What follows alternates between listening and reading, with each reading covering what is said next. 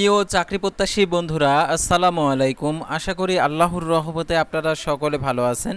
তো ইতিমধ্যে আপনারা দেখতে পারছেন স্বাস্থ্য ও পরিবার কল্যাণ মন্ত্রণালয়ে নতুন নিয়োগ বিজ্ঞপ্তি প্রকাশিত হয়েছে। তো দেখতে পারছেন প্রকাশিত তারিখ 12/7/2026 খ্রিস্টাব্দ তারিখে। তো এই নিয়োগ বিজ্ঞপ্তিটা নিয়ে আজকের এই ভিডিও, অবশ্যই আপনারা ভিডিওটি শেষ পর্যন্ত দেখবেন। আর আপনি যদি অল জব নিউজ বাংলাদেশ এই চ্যানেলে প্রথমবার এই ভিডিওটি দেখে থাকেন, তাহলে আমাদের এই চ্যানেলটিকে সাবস্ক্রাইব করে রাখবেন, notification bell button all press করে রাখবেন, ভিডিওটিতে লাইক করে দিবেন। আর যারা ফেসবুক পেজে ভিডিও দেখছেন, ফেসবুক পেজটি ফলো দিয়ে রাখবেন। ডিসক্রিপশন বক্সে আমাদের ফেসবুক পেজের লিঙ্ক দেওয়া রয়েছে, তো এখানে ক্লিক করে দেবেন, সাথে সাথে আমাদের ফেসবুক পেজে নিয়ে আসবে। তো আমাদের ফেসবুক পেজ এবং ইউটিউব চ্যানেলে যে সকল আপডেটগুলো জানতে পারবেন, সরকারি বেসরকারি এনজিও, ডিফেন্স, শিক্ষক নিয়োগ, sales marketing, railway job, NGO job, এক কথায় সকল ধরনের নিয়োগ বিজ্ঞপ্তির আপডেট জানতে পারবেন, পাশাপাশি নিয়োগ পরীক্ষার।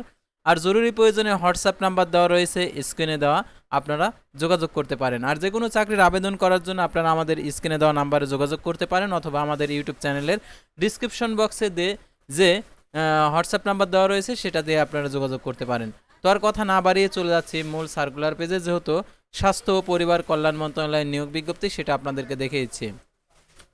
তো প্রথমে দেখতে পাচ্ছেন পদের নাম হেলথ এডুকেটর, এটা হচ্ছে পদের সংখ্যা একটি, 18 থেকে 32 বছর, 11তম গ্রেডের। তো দেখতে পাচ্ছেন কোনো স্বীকৃত বিশ্ববিদ্যালয় হইতে বিজ্ঞান বিভাগ, বিজ্ঞান ও জীববিজ্ঞান অনুষদ হইতে যে কোনো বিষয়ে স্নাতকোত্তর সমমান ডিগ্রি, কোনো স্বীকৃত ইনস্টিটিউট হইতে স্বাস্থ্য শিক্ষা এমপিএস ডিগ্রি, বাংলাদেশ স্বাস্থ্য বিভাগ নন মেডিকেল কর্মচারী নিয়োগ বিধিমালা 2018 তফসিলে 2 অনুযায়ী গৃহীত পরীক্ষা উত্তীর্ণ সকল জেলার প্রার্থী আবেদন করতে পারবে। ইমাম নিবে দেখতে পারছেন 11তম গ্রেডে, পদের সংখ্যা একটি, 18 থেকে 32 বছর, কোনো স্বীকৃত বিশ্ববিদ্যালয় হইতে দ্বিতীয় শ্রেণী সমান সিএপিতে কামিল ডিগ্রি এবং কোনো কওমি মাদ্রাসা হইতে দ্বিতীয় শ্রেণী সমান সিএপিতে দাওরায় হাদিস ডিগ্রি, অথবা কোনো স্বীকৃত বিশ্ববিদ্যালয় হইতে ইসলামিক স্টাডিজ বিষয়ে দ্বিতীয় শ্রেণী সমান সিজিপিএতে স্নাতকোত্তর ডিগ্রি, সকল জেলার প্রার্থী আবেদন করতে পারবে। বাংলাদেশ স্বাস্থ্য বিভাগের নন মেডিকেল কর্মচারী নিয়োগ বিধিমালা 2018 3 গৃহীত পরীক্ষা উত্তীর্ণ। তারপর দেখতে পাচ্ছেন 3 স্টেনোটাইপিস্ট, 7 মুদ্রাক্ষরিক কাম কম্পিউটার অপারেটর, দেখতে পাচ্ছেন পদের সংখ্যা একটি, 18 থেকে 32 বছর, কোনো স্বীকৃত বিশ্ববিদ্যালয় হইতে স্নাতক সমান ডিগ্রি কম্পিউটার প্রশিক্ষণপ্রাপ্ত মন্ত্রণালয় বিভাগ যুক্ত অধিদপ্তর পরিদপ্তর, কমন পদ বিধিমালা 2019 তফসিলে 3 গৃহীত পরীক্ষা উত্তীর্ণ সকল জেলার প্রার্থী আবেদন করতে পারবে। তারপরে দেখতে পাচ্ছেন ট্যাক্সডার্মিস্ট, দেখতে পাচ্ছেন এখানে নিবে হচ্ছে 16তম গ্রেডের, পদের সংখ্যা একটি, 18 থেকে 32 বছর, কোনো স্বীকৃত বোর্ড হইতে উচ্চ মাধ্যমিক অর্থাৎ এইচএসসি পাস, কম্পিউটার চালানোর দক্ষতা, আর এটার জন্য সকল জেলার প্রার্থী আবেদন করতে পারবেন। তারপর দেখতে পাচ্ছেন অফিস সহায়ক অর্থাৎ 20তম গ্রেডের, পদের সংখ্যা 10টি, 18 থেকে 32 বছর, কোনো স্বীকৃত বোর্ড হইতে মাধ্যমিক স্কুল সার্টিফিকেট সমান পরীক্ষায় উত্তীর্ণ, মন্ত্রণালয় বিভাগ সংযুক্ত অধিদপ্তর পরিদপ্তর, কমন পদ নিয়োগ বিধিমালা 2019 তফসিলি 5 অনুযায়ী গৃহীত পরীক্ষা উত্তীর্ণ। আবেদন ফর্ম পূরণ ও পরীক্ষা অংশগ্রহণের ক্ষেত্রে নিম্নের শর্তাবলী অবশ্যই অনুসরণ করতে হবে। 9/8/2026 খ্রিস্টাব্দ তারিখে 18 থেকে 32 বছরের মধ্যে হতে হবে। বয়স প্রমাণের ক্ষেত্রে অ্যাফিডেভিট গ্রহণযোগ্য নয়। সকল চাকরিরত প্রার্থীদেরকে মৌখিক ও ব্যবহারিক পরীক্ষার সময় নিয়োগকারী কর্তৃপক্ষের অনাপত্তিপত্র দাখিল করতে হবে। আর এই নিয়োগ বিজ্ঞপ্তিটা দেখতে পারছেন গণপ্রজাতন্ত্রী বাংলাদেশ সরকার, ফরিদপুর মেডিকেল কলেজ, ফরিদপুর অধ্যক্ষের কার্যালয়ের এই নিয়োগ বিজ্ঞপ্তিটা। তো দেখতে পাচ্ছেন স্বাস্থ্য ও পরিবার কল্যাণ মন্ত্রণালয়ের স্মারকে আর কি নিয়োগ বিজ্ঞপ্তিটা হয়েছে। তো এই নিয়োগ বিজ্ঞপ্তিতে আবেদন করার ক্ষেত্রে আরও যে সকল শর্তাবলী রয়েছে সেগুলো আপনাদেরকে দেখিয়ে দিচ্ছি। তো আপনারা প্রত্যেকটা ভিডিও সম্পূর্ণ দেখবেন, তাহলে নিয়োগ সংক্রান্ত সকল তথ্যগুলো জানতে পারবেন এবং বুঝতে পারবেন।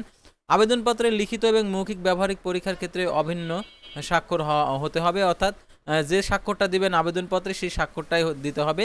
তারপর মৌখিক পরীক্ষার সময় যে সকল কাগজপত্র উল্লেখ করতে হবে অর্থাৎ আপনাদেরকে দাখিল করতে হবে, আবেদনকারীকে পূরণকৃত অ্যাপ্লিকেশন কপি, সকল শিক্ষাগত যোগ্যতার সনদ, নাগরিকত্ব সনদপত্র, জন্ম নিবন্ধন, জাতীয় পরিচয়পত্র সদ্য তোলা 1 কপি, পাসপোর্ট সাইজের রঙিন ছবি, জেলার স্থায়ী বাসিন্দা হিসাবে পৌরসভা মেয়র, সিটি কর্পোরেশন কর্তৃক নাগরিকত্ব সনদপত্র, ডাউনলোডকৃত অ্যাডমিট কার্ড। তো তারপর দেখতে পাচ্ছেন এখানে আবেদন করার ক্ষেত্রে যে আরও শর্তাবলী রয়েছে সেগুলো আপনাদেরকে দেখিয়েছি। তো দেখতে পাচ্ছেন আবেদন করার ক্ষেত্রে দেখতে পাচ্ছেন আগ্রহী প্রার্থীগণকে fmc.teltalk.com ওয়েবসাইটে গিয়ে আবেদন ফর্ম পূরণ করতে পারবেন। অনলাইন আবেদনপত্র পূরণ ও পরীক্ষার ফি জমাদানের শুরুর তারিখ 19/7/2026 সকাল 10টা, অনলাইন আবেদনপত্র জমাদানের শেষ তারিখ 9/8/2026 বিকেল 5টা। উক্ত সীমার মধ্যে ইউজার আইডি প্রাপ্ত প্রার্থীগণ অনলাইন আবেদনপত্র সাবমিট করা হলে 72 ঘন্টার মধ্যে SMS এর মাধ্যমে পরীক্ষার ফি জমা দিতে পারবেন। আর আবেদনপত্রে 300x300 পিক্সেল ছবি এবং 300x80 পিক্সেল স্বাক্ষর আপলোড করবেন। আর দেখতে পাচ্ছেন আবেদনের ছবির সাইজ 100 কেবি, স্বাক্ষর সাইজ 60 কেবি। আর অনলাইন আবেদনপত্রে পূরণকৃত তথ্য যেহেতু পরবর্তী কার্যক্রমে ব্যবহৃত হবে সেহেতু অনলাইন আবেদনপত্র সাবমিট করার পূর্বেই পূরণকৃত সকল তথ্য সঠিকতা সম্পর্কে প্রার্থী শতভাগ নিশ্চিত হবেন। আর অনলাইন আবেদনপত্রের রঙিন প্রিন্ট করে সংরক্ষণ করে রাখবেন, এই জন্যই কারণ মৌখিক পরীক্ষার সময় অ্যাপ্লিকেশন কপিটার প্রয়োজন হবে। আর কত টাকা ফি প্রদান করতে হবে সেটা আপনাদেরকে দেখিয়েছি। তো 2টি SMS এর মাধ্যমে 1 ও 2 নং পদের জন্য 168 টাকা আপনাদেরকে প্রদান করতে হবে। 3 ও 4 নং ক্রমিক নং পদের জন্য 112 টাকা, 5 নং ক্রমিক নং পদের জন্য 56 টাকা জমা দিতে হবে। কীভাবে টাকা প্রদান করতে হবে সেই পদ্ধতিটাও দেওয়া রয়েছে। তো আপনারা যে কোনো চাকরির আবেদন যদি করতে পারেন, যদি টেলিটক সিম না থাকে তাহলে আমাদের মাধ্যমে আবেদন ফি জমা দিতে পারবেন, অর্থাৎ আমরা আবেদন ফি জমা দিয়ে থাকি। তো আপনারা যারা আবেদন করেছেন কিন্তু ফি জমা দিতে পারছেন না যে কোনো চাকরির, তো আমাদের মাধ্যমে যে কোনো চাকরির ফি জমা দিতে পারবেন। আর যে কোনো চাকরির আবেদন করার জন্য আপনারা অবশ্যই স্ক্রিনে দেওয়া নাম্বারে যোগাযোগ করবেন, আমাদের হোয়াটসঅ্যাপ নাম্বার।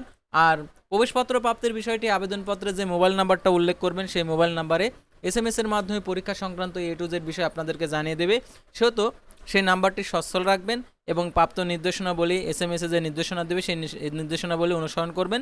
তো আজকের ভিডিওটি ছিল সাধারণত স্বাস্থ্য পরিবার কল্যাণ মন্ত্রণালয়ের নিয়োগ বিজ্ঞপ্তি নিয়ে। তো পরবর্তী ভিডিওতে আবারও কোনো নতুন জব সার্কুলার নিয়ে আপনাদের সামনে হাজির হব। সে পর্যন্ত সবাই ভালো থাকবেন, সুস্থ থাকবেন, আর অবশ্যই আমাদের ফেসবুক পেজটি ফলো দিয়ে রাখবেন, ইউটিউব চ্যানেলটি সাবস্ক্রাইব করে রাখবেন। আল্লাহ হাফেজ।